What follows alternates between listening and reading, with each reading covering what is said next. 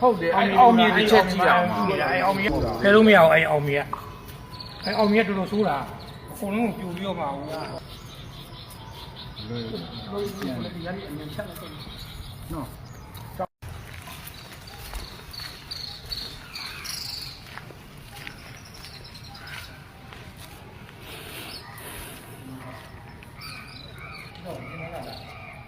ဟဲ့ဝတ်ဟဲ့ညရှေးအုပ်တွေဆိုတော့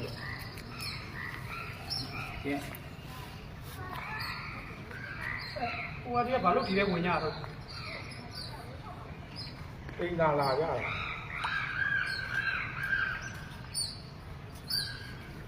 ဟိုကလေချိတ်ဆွဲရည်လေဟိုကလောက်ရမှာနော်ချိတ်ဆွဲရည်ဒီကန်းတော်ရွပြစီပါဒီနောက်ကငါမလို့အဲ့ဒီဝတ်ကြည့်နေတယ်အေးရှာမယ်နော်ကွာ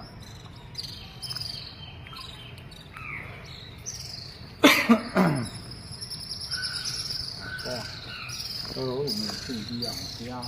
စွန့်လို့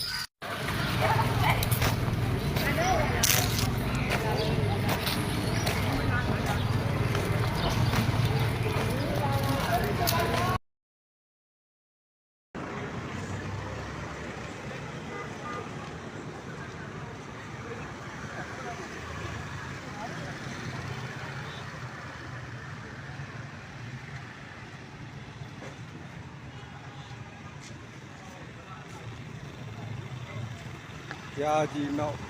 မုတ်ကြောက်ပြီဆက်လေးတစ်ကောင်လားဒီပါဘူး